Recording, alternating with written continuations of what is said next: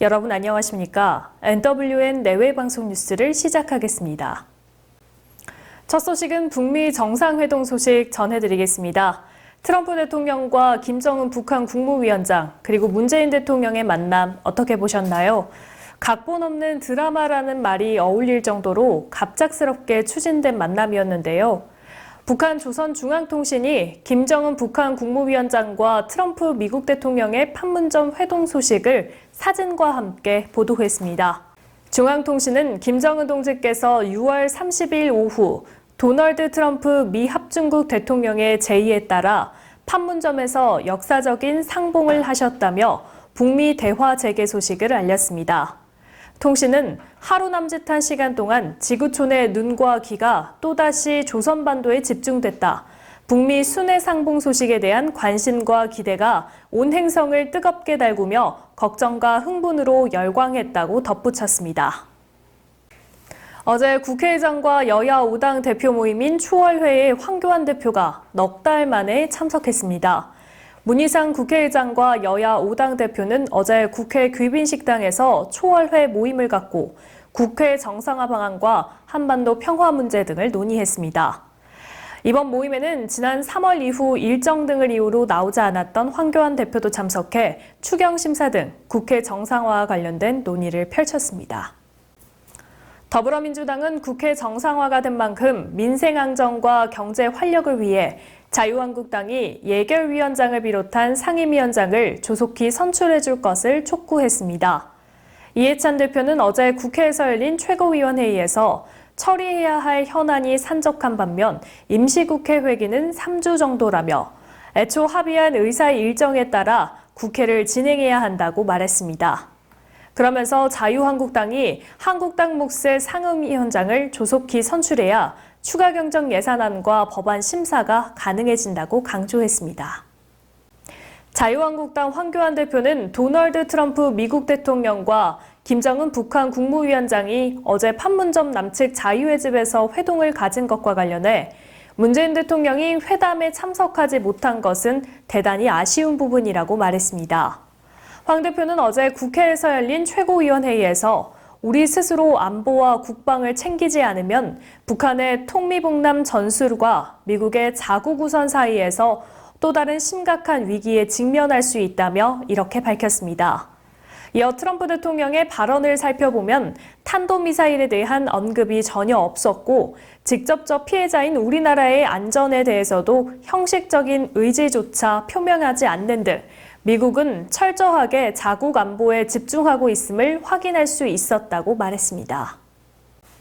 박남춘 인천시장은 붉은 수돗물 사태와 관련해 시민들이 수질 회복 결과를 직접 확인할 수 있도록 하겠다며 엄격한 잣대를 통해 정상화 여부를 판단할 것이라고 말했습니다. 박 시장은 취임 1년을 겸해 가진 기자회견에서 정상화의 마지막 단계인 공동주택 저수조 정화 작업이 진행 중이고 공총 저수장에서 나오는 상수도가 완전 정상화에 들어서고 있지만 시민들이 100% 신뢰를 가져야 정상화라고 생각한다며 이같이 밝혔습니다. 그러면서 이번 달부터 공동주택 저수조 정화 비용을 보상하고 상하수도 요금을 감면하는 조치도 시행할 방침이라고 덧붙였습니다. 일본 정부가 우리나라와 관련한 사실상의 경제 제재 조치를 발표했습니다. 가장 핵심적인 내용은 일본 기업이 한국 기업의 반도체 재료를 수출할 때 규제를 이전보다 엄격하게 한 것입니다. 이런 규제의 대상이 되는 품목은 3개로 불화 폴리이마드와 리지스트 그리고 고순도 불화수소라는 재료입니다. 이 중 불화 폴리이미드는 TV와 스마트폰 부품으로 사용되고 리지스트와 고순도 불화수소는 반도체 제조 과정에서 꼭 필요한 재료입니다. 지금까지는 일본 기업이 이 3개 품목을 한국 기업에 수출할 때 여러 품목과 한꺼번에 모아 일본 정부의 수출 허가를 받았기 때문에 비교적 간편했는데요. 제재가 시행되면 이 3개 품목에 대해서는 계약건마다 허가와 심사 등 복잡한 절차를 거치도록 해 깐깐하게 하겠다는 겁니다. 이렇게 하면 수입하는 한국 업체들은 원활한 재료 조달이 어렵게 돼 큰 타격이 예상됩니다. 현지 언론은 반도체와 휴대폰, 가전제품을 주로 생산하는 삼성과 LG 등 한국 대표 기업들이 적지 않은 피해를 입을 것으로 예상하고 있습니다. 홈플러스가 국내 마트업계 최초로 무기계약 직원 전원을 정규직으로 전환했습니다. 홈플러스는 어제자로 무기계약 사원 14,000여 명을 정규직으로 발령함에 따라 전체 임직원 23,000여 명 중 단기 근로자인 200여 명을 제외한 99%가 정규직이 됐다고 밝혔습니다.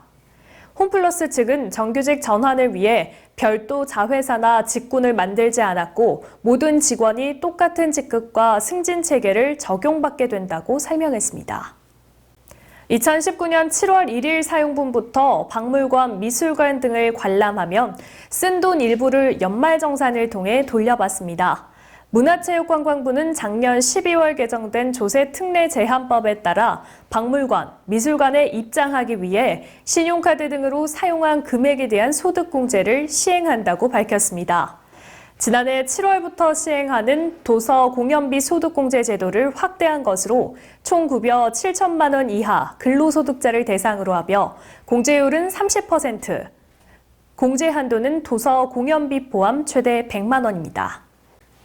메이저리그 LA 다저스의 류현진 선수가 한국인으로는 처음으로 올스타전에 선발 투수로 나설 예정입니다. 내셔널리그 올스타를 이끄는 LA 다저스의 데이브 로버츠 감독은 류현진이 오는 10일 열리는 메이저리그 올스타전에 선발 등판할 것이라고 밝혔습니다.